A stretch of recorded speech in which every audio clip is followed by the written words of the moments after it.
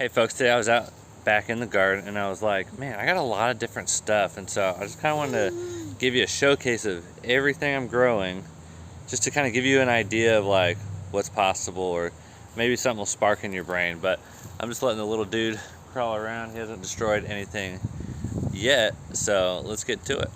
Well, we'll start next to the little digger. And this right here, this is honeydew. Now remember, I may forget the names of stuff, or it'll take a second. And then we've got corn, all kinds of varieties.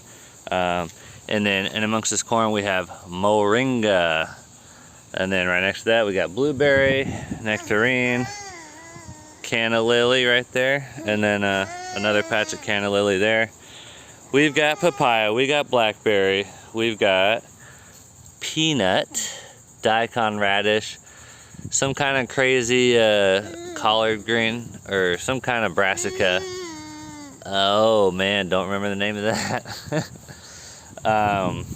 We've of course got Everglades tomatoes in here, and those are awesome. Okra, cannot forget about okra. Of course, my apparently perennial collard greens, they have not gotten seed yet. And then this mess here is mostly watermelon and sweet potato. And then of course we've got river tamarind. This is kind of an experiment just to see how it does. Basil, I think that's a red amaranth. Some little pepper sprouts, some random grasses. That bush right there is a beauty berry. Loud car neighbors. Let's see, what do we got? What else we got? Oh, this is some ginger right here. This stuff is doing okay, not anything impressive. Of course, we got some citrus in pots still. Oh, here's one of the watermelons right here. Look at that, it's beautiful.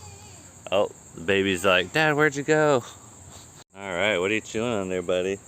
Did you get some dirt? Anyway, now the reason I have so many different things is because I'm anticipating failure. And I'm anticipating some plants freezing out over the winter, or not being able to take the heat.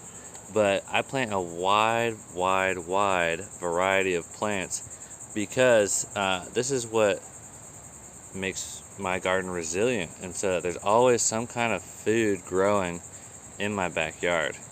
And when you grow with resilience rather than focusing on like, I want to grow the best beefsteak tomato in the whole world, well, the environment may disagree. But when you have an abundance of diversity, something's going to survive and something's going to produce. And so I'm definitely much more of a quantity over quality, but over time you can begin to select and select and select, and you'll end up getting both quantity and quality. And that's of course the best case scenario. So I'm willing to give up a little bit of quantity. Quality is what I mean. I'm willing to give up a little quality in the here and now for long-term quality and quantity. So there you go. Say bye-bye, buddy. We're going back to looking at plants. He's like, Daddy, let's go inside. I just want to go inside. You a little teenager already, pal? Now, of course, one of my favorites here is the Seminole pumpkin. Got a few really nice pumpkins. There's one back there as well, kind of camouflaged in there. And this one has a different shape than the rest. I think this is a little bit more typical. It doesn't have much of a neck to it. And then I've got a persimmon tree right there. That's the persimmon tree trying to get out from under the Seminole pumpkin. And I've got a few other things as well. Oh, this came up volunteer. This is crazy. See this viney mess here next to this papaya tree? That's a passion fruit vine, and I'm hoping it flowers pretty soon, but it's going nuts.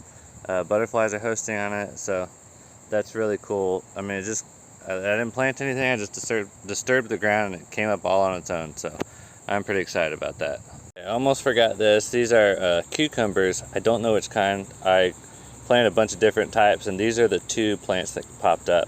And then I don't know if you can see that, but next to it we've got some red okra as well. Hopefully get some seed from that this year. But I almost forgot because I didn't plant them that long ago, and they're Just kind of just going slow and steady, so that's good.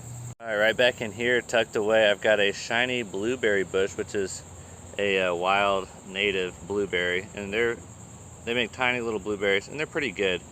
But this is one I just dug up and transplanted. It was like next to a dirt road, so I was like, all right, cool. I'll take that, put it in my yard. So that's been something I'm looking forward to see how it does this spring when it blooms.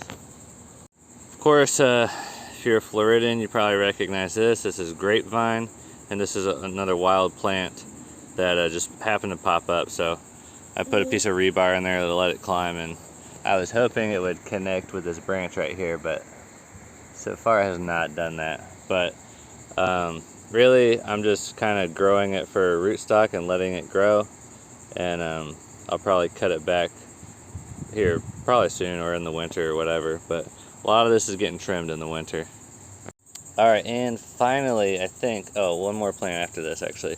We got some corn and we've got some black-eyed peas popping up with them. So black-eyed peas are something that are supposed to grow really, really well here in Florida, and so far they're pretty well proving that out. I've planted them dense over, you know, I dug a hole here and put a bunch of fertility in it and planted them on top. So those roots are definitely getting in there and are very happy. So awesome there. And then right here, I pretty much almost put an entire cantaloupe's worth of seed in the ground, and in the middle my chickens kind of trampled it a little bit, but it seems to be doing well. So that's the final plant, I believe. That might be all of them, but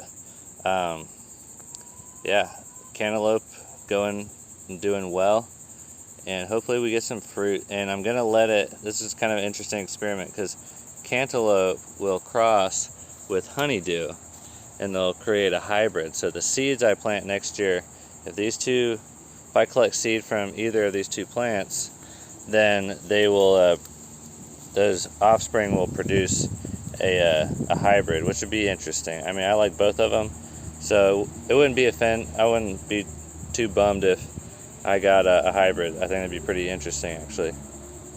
So I hope that made sense, and you were able to like see what I was actually pointing at and talking about. But I just wanted to go over a quick overview of. Wait, why are you making that face? It's like I'm hot and I'm sweaty and I'm ready to go inside. But I hope that kind of sparks some ideas for you and what you want to do in your garden, or maybe what you don't want to do in your garden. But anyway, I hope you enjoyed it, got a little bit of inspiration, and go and plant a whole bunch of stuff. Have a great day, guys. Bye. Say bye-bye, buddy. Wee, bye. You ready for a nap? You ready for a big snooze? There you go. Bye-bye.